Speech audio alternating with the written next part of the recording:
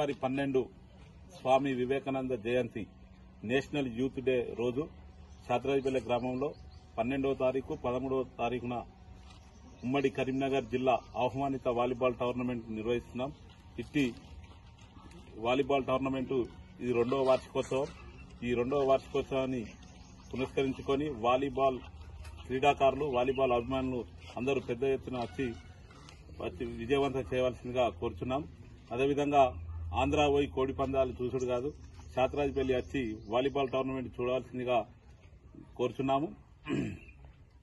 ప్రతి సంవత్సరం లాగే ఈ సంవత్సరం కూడా నిర్వహిస్తున్నాం. ఇట్టి నిర్వహణ స్వామి వివేకానంద జయంతిని పురస్కరించుకొని జరుగుతుంది కాబట్టి యువకులు అందరూ రావాల్సిందిగా పేరు పేరున కోరుచున్నాం. 12 స్వామి వివేకానంద జయంతి సందర్భంగా మరి శాతరాజపల్లిలో గత సంవత్సరం వాలీబాల్ టోర్నమెంట్ నిర్వహించడం జరిగింది. అదేవిధంగా 2వసారి మరి ద్వితీయ వార్షికోత్సవంగా భావిస్తూ మరి ఉమ్మడి కరీంనగర్ జిల్లా వాలీబాల్ టోర్నమెంట్ నిర్వహించడం నిజంగా చాలా గర్వకారణం. ఎందుకంటే ఈరోజు సెలవుల సమయాన్ని మరి యువత సద్వినియోగం చేసుకోవాలి. స్వామి వివేకానంద జయంతి జాతీయ యువజన దినోత్సవం. యువత అనేది దేశానికి వెన్నెముక లాంటోడు.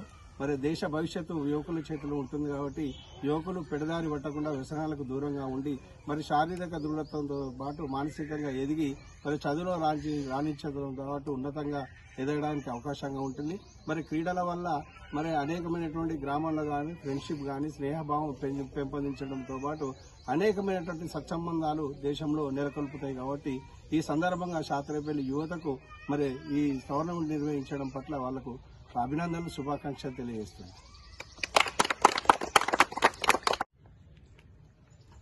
జనవరి 12 వివేకానందుని జయంతి సందర్భంగా శాతరాజపల్లి సంఘస్వామి ఆధ్వర్యంలో మరి వాలీబాల్ టీం యువత ఆధ్వర్యంలో ప్రతి సంవత్సరం వాలీబాల్ టోర్నమెంటు ఉమ్మడి జిల్లా స్థాయి నిర్వహించడం జరుగుతుంది.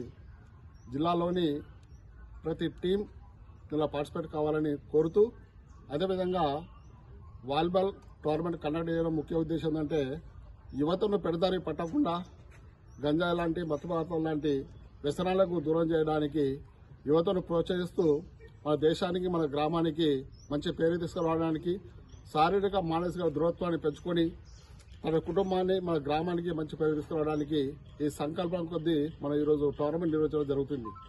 దీనికి కృషి చేస్తున్న యువకులందరికీ ప్రత్యేక కృతజ్ఞతలు తెలియజేస్తూ, అదేవిధంగా ఈ యొక్క టోర్నమెంట్ నిర్వహణకు ముందుకొచ్చిన సంఘస్వామి మరి అతని మిత్రులకు అందరికీ ప్రత్యేక ధన్యవాదాలు తెలియజేస్తున్నాను.